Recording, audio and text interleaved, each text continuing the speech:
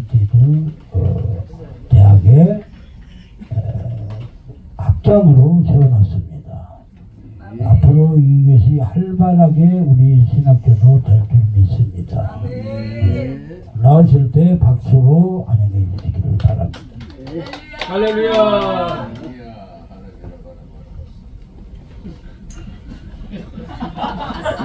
참 좋으신 하나님 감사합니다. 오늘도 이렇게 묵빈 보응성에 주의 은혜와 사랑 가운데 쓰고 들어주시고 우리가 말씀을 들을 때 계시된 말씀을 들을 때 주님께서 우리 영혼이 아버지 하나님 앞에서 올바른 세움을 받게 하시고 깨우침을 허락해 주시고 하나님의 주신 약속과 구원과 영생의 축복을 온전히 누릴 수 있도록 인도해 주시옵소서.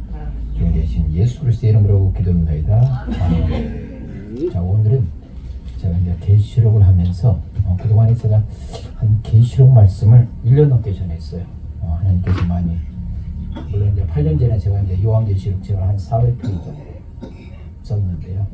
하루에 10시간씩 썼습니다. 10시간씩 1년 동안 써가지고 400페이지를 썼고 그 내용들은 주석으로 썼습니다. 주석으로 뭐 알레고리나 풍요 같은 일절 없고 세리전 신학자들 풋노트 달아가지고 주석을 썼고 또한 여기로 베델 축복 기도회에서 1년 동안 계시록 말씀을 전했습니다. 그래서 최근에 며칠 전부터 저희 마음속에 좀 감동 주는 것은 이 계시록과 요한 계시록과 이 성막 부분에서 이 관련성 부분에 대해서 다시 한번 이렇게 있어가지고 오늘은 요한 계시록을 다루면서 동시에 성막 부분을 갖다가 이렇게 살펴보도록 하겠습니다. 우리가 출애굽기 26장 30절 보게 되면 산에서 본 식양대로 성막을 세우라고 했죠. 산에서 본 식양대로 성막을 세우라라는 부분이 있습니다. 하나님께서 아담을 지으셨을 때 아담한테 어떻습니까? 아담을 위해서 에덴 동산을 창설하시고 그다음 그 에덴 동산을 어떻게 했습니까? 다스리고 지키게 하라라고 했습니다. 그런데 아담이 어떻게 했습니까? 대형 사고 쳤습니다. 그렇죠? 대형 사고를 쳤습니다. 먹지 말라는 선악과를 먹었습니다. 하나님과 함께한 하나님의 쉐kin의 영광을 경험했던 아담이 이제 하나님의 음성을 들었을 때 아담은 어떻습니까? 두려워서 그랬습니다. 자, 아담의 실패가 있었어요. 그런데 그 아담의 실패의 부분에 됐을 때 요한계시록 21장 3절을 누가 먼저 읽어보시죠.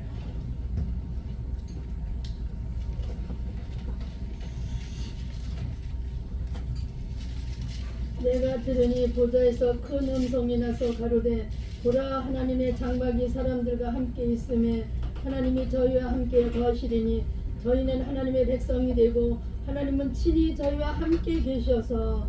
자, 아담이 대형 사고 쳐가지고 그 어떤 하나님께 주신 축복 그것이 무너졌을 때 하나님께서는 다시 회복시킨 것이 바로 요한계시록 3장입니다. 하나님의 장막이 사람과 함께 머물렀다. 자, 여러분들 이 땅에서 들림받아서 천국 올라가면 어떻게 할 거예요, 여러분들이? 자, 그것이 요한계시록 7장 9절과 10절의 말씀이 있습니다. 요한계시록 7장 9절하고 10절 말씀 읽어보시오.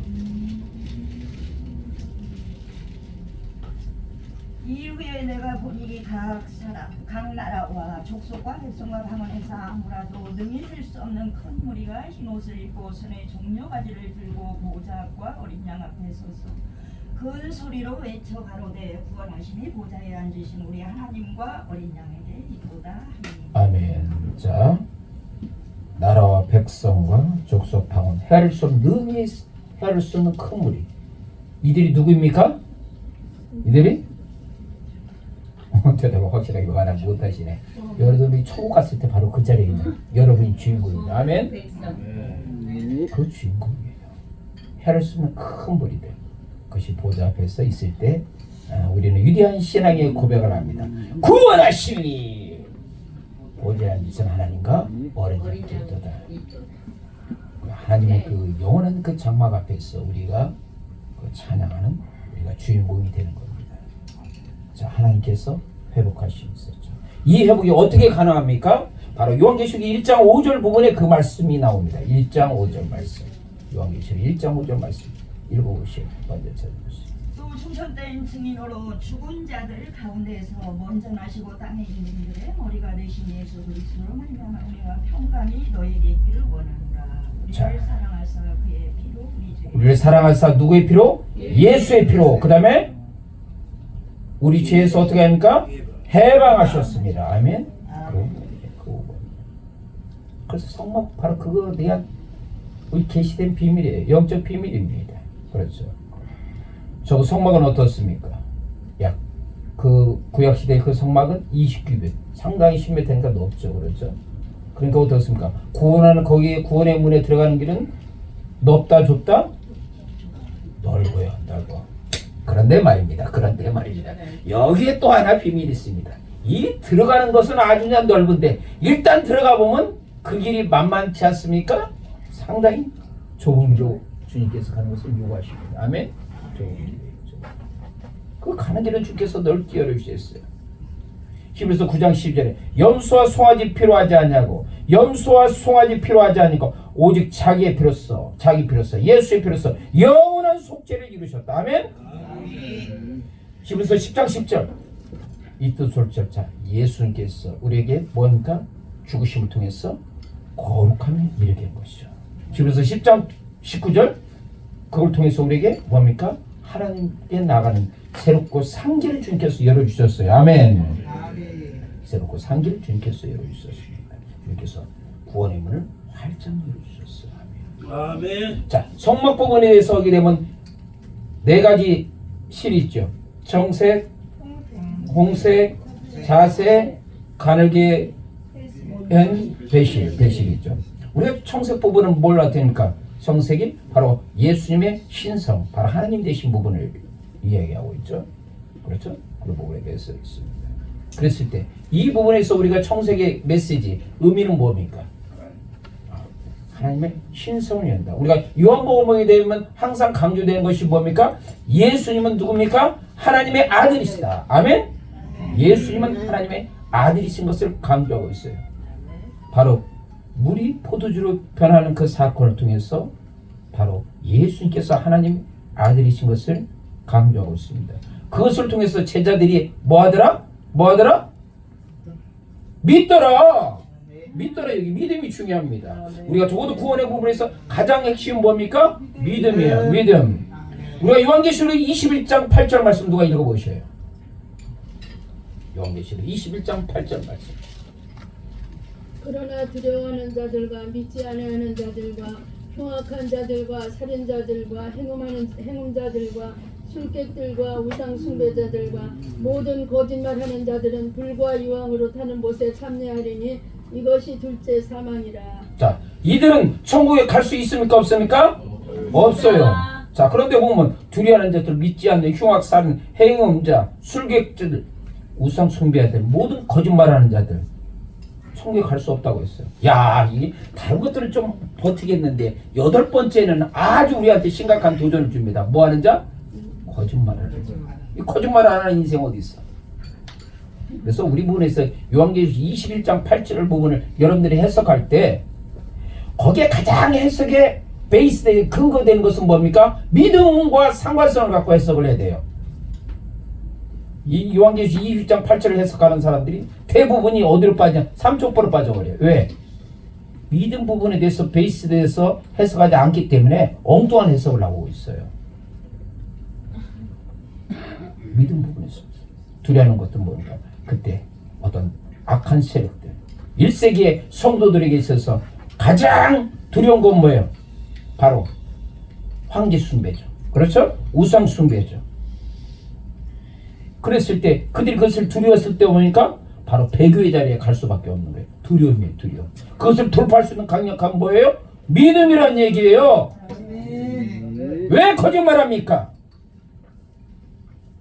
예수가 그리스도라는 걸 그것을 시인하기 못하니까 거짓말하는 거예요. 그래서 천국 못 간다는 얘기예요. 이게 바로 요한계시록의 바른 해석이에요. 지금 계시록 해석하는데 계속 이상한 해석을 하고 있어요. 그러니까 뭐 이만희나 이런 애들한테 그냥 완전히 미혹돼 가지고 빠져들어가죠. 심지어 이만희가 뭐 개신교 쪽하고 맞짱 떠가지고 한번 토론해 보자고 하는 그런 얘기가 나오잖아요. 바른 해석을 하지 못합니다. 적어도 우리가 주님 앞에서 예수님께서 하나님 아들이시다. 그것이 왜 중요합니까? 왜 중요합니까? 우리가 주님을 향해서 하나님을 위해서 바른 믿음을 갖기 위해서. 아멘. 자, 그 다음에 뭡니까? 성세, 그 다음에 홍세. 홍색은 바로 예수의 보혈, 고난을 상징하고 있죠. 고난. 예수님께서 말씀하십니다. 인자가 온 것은 섬기기 필요한 것이라. 섬김을 받기 위해 아니라 섬기기 위해서. 섬기기 위해서는 뭡니까? 자기를 부인하고 자기 십자가 가지고 누구를 쫓아야 돼요? 예수님을 쫓아야 돼요. 그렇지 않고는 우리가 섬기는 자리에 갈 수가 없어요. 고난의 자리에 우리가 들어갈 수가 없습니다. 고난 없이는 십자가의 영광이 있다 없다? 없다. 자, 변호사 선생님에서 예수님의 제자들 그 중에서 야고보, 요한, 베드로 3명 변호사 선생님에서 갔을 때 예수님께 변화되는 영광의 모습을 보여줬습니다. 자, 그때 했을 때 베드로가 어떻습니까? 뿅 갔어요. 주여, 여기가 좋사오니, 여기가 좋사오니 초막새서 일으킨다. 그런데 말입니다. 예수님께서 그 변호사 선생의 영광의 모습을 보여주고 나서 마지막 예수님의 예루살렘의 여정은 어떤 여정입니까? 십자가 지고 가는 그 여정이에요. 예수님께서 그 영광의 모습을 보여줬을 때는 뭔가 제자들에게 원하는 마음은 뭡니까? 너희들이 하나님의 영광을 경험했느냐? 그럼 십자가의 길을 따라가라는 얘기예요. 근데 예수님의 제자들이 그 도상에서 어떻게 얘기했습니까? 예수님께서 예루살렘에서 왕이 되면 누가 좌우편에서 장관 될까? 거기에 허락이 됐잖아요. 3년만 동안 최고의 스승 되신 예수님 따라가는 그 제자들의 그 모습이 바로예요. 무엇 때문에 기적과 이적을 경험했지만 그들에게 있어서 본질은 뭡니까? 생명 대신 예수 그리스도를 붙잡지 않은 거예요. 나타나는 외적 형상만 바라봤던 거예요. 그러니까 흔들리고 요동하고 폐교하고 예수님을 부인하죠. 근데 그것이 제자들만 문제입니까? 바로 오늘날 우리에게 있어서 문제라는 얘기예요. 그래서 성막이 중요한 것은 무엇입니까? 다시 우리의 신앙을 점검하는 거예요. 누구 앞에서? 예수님 앞에서 우리의 신앙을 다시 점검하는 거예요. 흐트러진 여러분의 모습들이. 예수님께서 예배소 교회 있을 때 보니까 뭐라고 했습니까? 행위, 수고, 인내. 주님께서 칭찬하셨잖아요. 그런데 무엇에 대해서 책망했습니까? 처음 사랑을 잃어버렸다는 얘기예요. 그게 예배소 교회만 해당되는 겁니까? 바로 오늘날 우리에게도 해당되는 거예요. 예배소 교회가 어떤 교회입니까? 적어도 아시아에서 복음의 전쟁기지를 역할했던 거예요. 사도 바울이 3년 동안 아주 빡세게 그들에게 바른 교류와 신앙교육을 시켰던 거예요. 사도 바울하고 그의 디모데는 그 다음에 사도 요한이 예수님께서 예배소 교회 성도를 향해서 처음 사랑을 잃어버렸을 때 가장 충격받은 사람이 누군지 아셔요? 사도 요한이에요. 왜? 거기서 담임 목사님이었어요. 근데 예수님께서 담임 목사님이었던 사도 요한에게 처음 사랑을 잃어버렸다고 했어요. 얼마나 충격받았겠어요. 가슴이 뻥 뚫렸을 거예요. 막. 그렇게 사도 요한이 바모섬에 갔다 오고 나서 설교할 때 뭐 했습니까? 사랑하라, 사랑하라, 사랑하라고 얘기했잖아요. 그러니까 우리에게 있어서 주님 앞에서 다시 우리가 회복했던 신앙의 본질, 믿음을 회복해야 되는 거예요. 다시 우리는 누구 앞에서 서야 됩니까? 예수 그리스도 앞에서 다시 서야 되는 거예요. 아멘?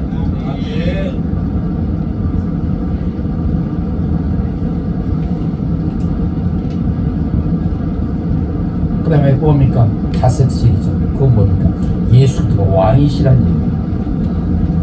우리 신앙에 있어서 예수님께서 왕이라는 건 왜 중요합니까? 그분 앞에 복종하라는 얘기예요.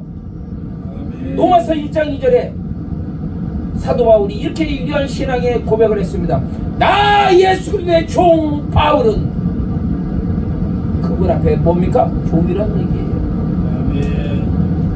우리가 마가복음에서 세례요한이 어떻게 했습니까?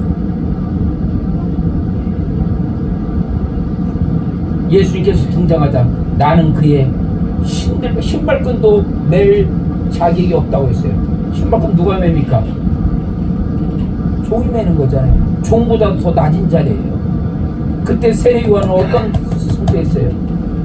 이스라엘 백성들이 400년 동안 말라기 선지자 이후에 400년 동안 말씀을 받지 못했을 때 세례요한이 혜성처럼 광야에서 등장했어. 회개하라고 복음 전한 거예요. 하나님의 말씀을 선포했던 거예요. 적어도 그 당시에 세례요한은 이스라엘의 슈퍼스타였습니다. 수많은 사람들이 세례요한에 달려와서 요단강에서 세례를 받고 죄를 고백했어요. 슈퍼스타였습니다. 그가 예수님께 등장하자 완전하게 나는 예수님의 신발끈도 맬 자격이 없습니다. 뭐예요? 예수님한테 복종하라는 얘기예요. 성막문에서 그 들어가는 그 문은 무엇입니까? 자색신 피를 보면서 주님 앞에 복종. 아멘. 라오디게 교회에 있어서 나왔던 것이 주님께서 그들의 모습에서 어떤 모습을 보여주세요? 아멘이시다. 충성되고 참된 증인이시고 하나님의 창조의 근본이십니까? 가라사대. 여러분은 예수님 앞에 아멘 하십니까? 고린도후서 1장 20절에 뭐입니까? 하나님의 약속은 언제든지 예수 안에서 예가 된다고 그랬어요. 그러므로 우리는 뭐 해야 된다? 아멘에서 하나님의 약속을 받는다고 했습니다. 나의 삶의 자리에서 예수께 복종하는 그 마음속에 충성되는 책임자. 아멘. 그래서 마지막 간을 위해 모든 배신을 통해서 그 흰색 부분을 위해서 거룩한 내가 거룩한 너희는 뭐하라? 하나님께서 창세전에 우리를 선택하고 예정하시고 선택하시고 우리에게 하나님 앞에서 거룩하고 흠이 없는 자로 세우기를 위하여 하나님의 거룩한 목적에 이끌림받는 인생 되기를 원하여 사도교회 주님께서 말씀하셨습니다. 깨어있어요. 그리고 뭐예요? 무슨 옷을 입어라? 흰 옷 입고 누가 동행하는 거예요? 예수님과 동행하는 거예요. 매는 게 300년 동안 하나님과 동행했을 때 그의 라이프 스타일은 뭡니까? 거룩합니다. 아멘. 주님께서 오늘 마지막 때에 살아가는 우리에게 있어서 주님께서 우리에게 요구하시는 겁니까? 바로 거룩함이야. 아멘. 우리가 이 성막에 대한 이 부분에서 우리가 뜻을 생각했을 때, 이 구원의 문을 들어갔을 때, 우리는 다시 한번 뭡니까? 옷깃을 메울 수밖에 없다. 아멘. 다시 예수님께 집중하시면서. 그래서 2장 10절 우리가 예수 안에서 죽을 때 우리 안에서 누가 살아납니까? 예수가 살아납니다. 이제 여러분이 사는 것은 여러분 위해서 십자가에 들어가시고 예수님께서 사는 삶. 아멘. 그것이 바로 주께서 요구하는 삶. 그것이 성막에서 나타나는 그 문에 주는 메시지 것이고 다시 예수 앞에 서십시오. 참 주신 하나님 감사합니다. 마지막 때에 살아가는 주의 백성들 독도 깨어 경성하게 하시고 아버지 넘어진 쓰러진 우리의 삶의 자리에서 주님 우리의 손을 붙들고 일으켜 세워주시고 다시 예수 앞에 바로 설 수 있도록 역사하여 주시옵소서. 존귀하신 예수 그리스도 이름으로 기도합니다. 아멘.